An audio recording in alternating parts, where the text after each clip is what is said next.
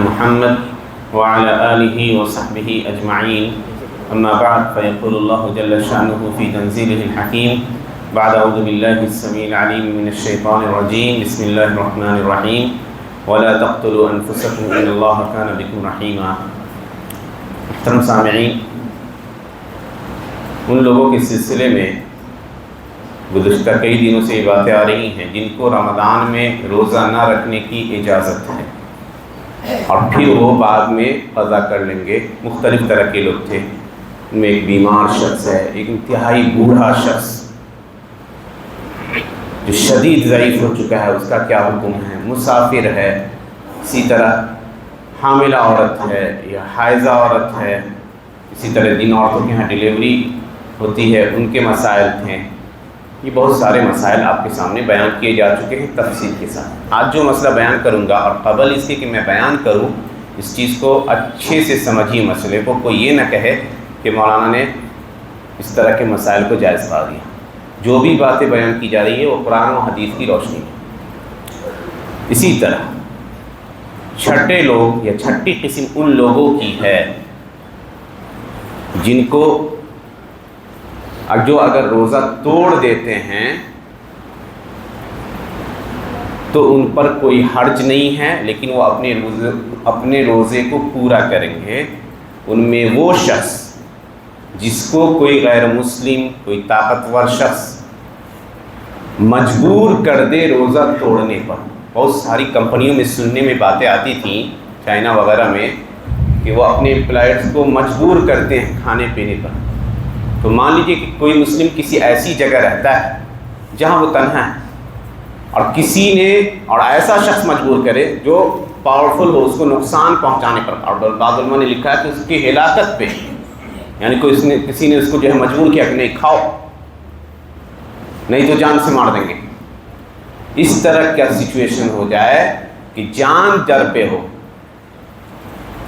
نوکری میں ہے مجبور کر رہا ہے تو نوکری چھوڑ دیجیے دین بچانے کے، لیکن جان کی ہلاکت کے در پہ ہو کہ اگر نہ توڑو گے روزہ تو جان سے مار دیں گے، اور وہ قادر ہے دھمکی دینے والا، تو ایسی صورت میں آپ کے لیے اتنا سا کھانا جائز ہے جس سے اس کا شر دور ہو جائے. اب پھر پورے دن آپ کو کچھ کھانا نہیں، باقی ایسے ہی رہنا ہے، انشاءاللہ اس کا روزہ ہو جائے گا. کسی نے کسی کو جان سے مارنے کی دھمکی دی کہ روزہ نہیں توڑو گے تو جان سے مار دیں گے، تو اتنا سا کھا لے جس سے اس شر کو وہ دفع کر دے گا.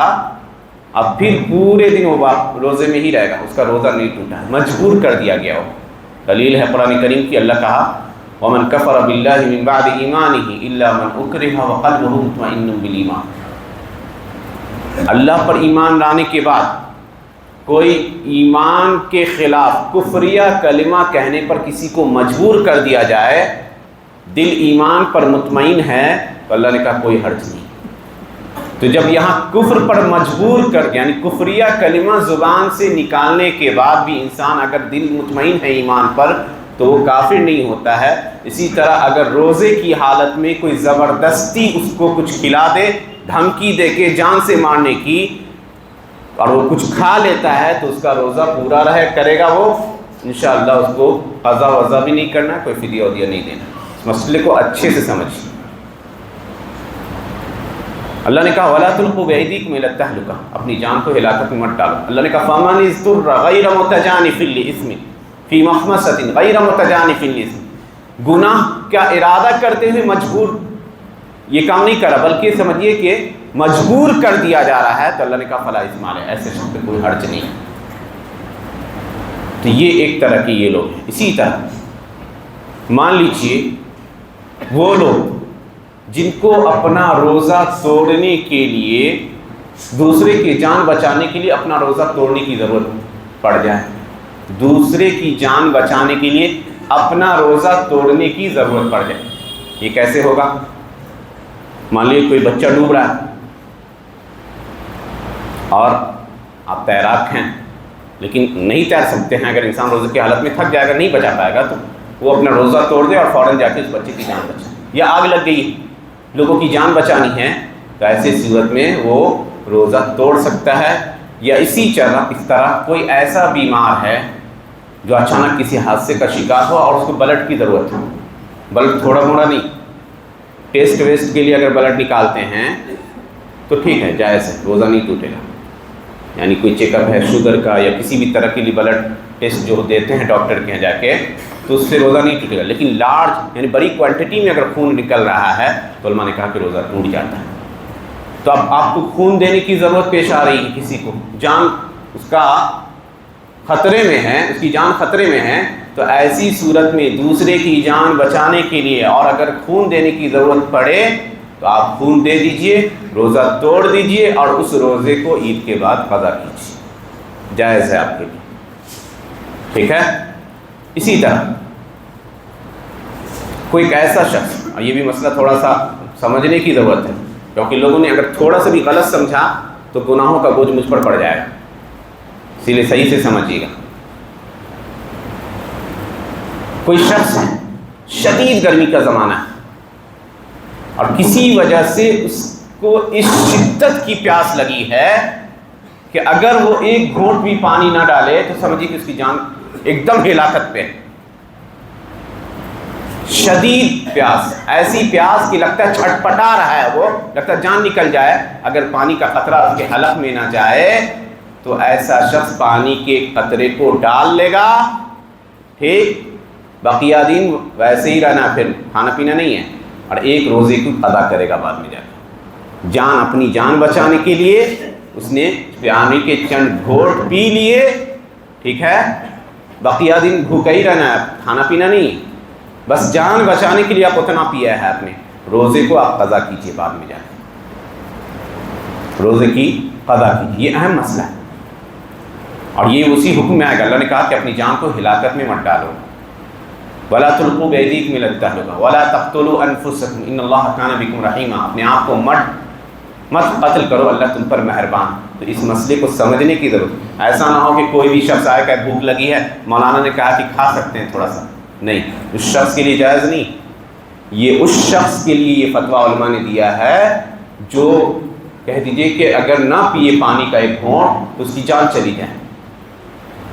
تو اپنی جان بچانے کے لیے پانی کے چند قطرے پی لیجئے جتنی ضرورت ہو. اور اس کا حکم ویسے ہی ہے جیسے کہ مان لیجئے کہ کوئی شخص کسی ایسی جگہ پہ ہے جہاں پہ حلال کھانا ہے ہی نہیں، کچھ نہیں ہے سوائے سور کا گوشت ہے، نعوذ باللہ، شراب ہے یا مردہ گوشت ہے، اور جان آپ کی جا رہی بھوک کے مارے، پیاس کے مارے، کچھ نہیں، تو کیا کیجیے گا؟ سامنے حرام چیز ہے اور یہاں جان جا رہی ہے. شریعت جان کی حفاظت کے لیے آئی ہے، تو شریعت کہتی ہے کہ اتنا سا کھا لو جس سے تمہاری جان بچ جائے اور تم ایسی جگہ پہنچ جاؤ جہاں تم کو حلال کھانا مل جائے. تو اتنا ہی کھانا ہے، یہ نہیں کہ بھر پیٹ کھانا ہے، کوانٹٹی اتنا کھا لیجئے کہ آپ کی جان بچ جائے، آپ کسی ایسی جگہ پہنچ جائیے جہاں آپ کو پاکیزہ حلال کھانا مل جائے. تو اسی طرح اس مسئلے میں بھی یاد رکھیے کہ اگر روزے دار روزے سے ہے اور پیاس کے مارے یا کہہ دیجئے کہ بھوک ہی کے مارے شدید شدت ہے بھوک یا پیاس کی، لگتا ہے کہ اب جان نکل جائے اور کب نکل جائے، تو وہ اتنا سا کھا لے گا جس سے جان بچا لے، اور پھر بقیہ دن پورا روزے کی حالت میں ہی گزارے، یعنی خالی پیٹ کھائے پیے نہیں، بقیہ روزے کی قضا وہ ایک دن عید کے بعد کرے گا. یہ 3 مسائل تھے. ایک مسئلہ اور ہے، مان لیجیے مسلمانوں کا لشکر ہے، اس کو دشمنوں سے لڑنا ہے، تو دشمنوں سے لڑائی کے وقت روزے کو توڑا جا سکتا ہے، بعد میں اس روزے کی قضا کر لی جائے گی. فتح مکہ کے موقع پہ اللہ کے نبی صلی اللہ علیہ وسلم نے فرمایا مسلمانوں سے انکم قد اصبحتم او انکم قد دنوتم من العدو، تم دشمنوں سے قریب ہو چکے ہو اور روزہ توڑ دینا زیادہ اچھا ہے، روزہ توڑ دو تاکہ لڑائی میں طاقتور رہو. یہ کچھ خاص قسم کے لوگ تھے جن کے احکام و مسائل آپ کے سامنے بیان کیے گئے. ان میں سے ایک وہ شخص جس کو مجبور کر دیا جائے، جان جانے کا خطرہ ہے، تو وہ تھوڑا سا کھا لیا، بقیہ دن ویسے ہی رہے گا، روزہ اس کا صحیح، اس کو قضا نہیں کرنی. جس کو مجبور کیا گیا ہے اس کو قضا نہیں کرنی. دوسرا وہ شخص جو کسی بے کس یا کہہ دیجیے مریض کی جان بچانے کے لیے اس کو روزہ توڑنا پڑے تو توڑ لے، بقیہ بعد میں وہ قضا کرے گا، روزے کی قضا عید بعد کرے گا. تیسرا وہ شخص جس کی جان جا رہی ہے پیاس کی وجہ سے، تو اتنا گھونٹ پی لے جس سے اس کی جان بچ جائے، روزہ اس کا نہیں ہوا ہے، بعد میں اس کو قضا کرے گا عید کے بعد۔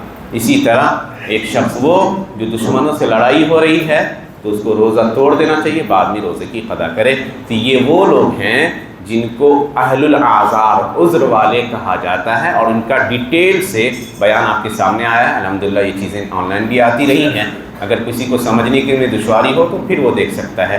اللہ سبحانہ تعالیٰ سے دعا ہے کہ اللہ سبحانہ تعالیٰ ہمیں ان مسائل کو سمجھنے اور اس کے مطابق زندگی گزارنے کی توفیق عنایت فرمائے۔ آمین۔ وآخر دعوانا الحمدللہ رب العالمین۔ السلام علیکم و رحمۃ اللہ۔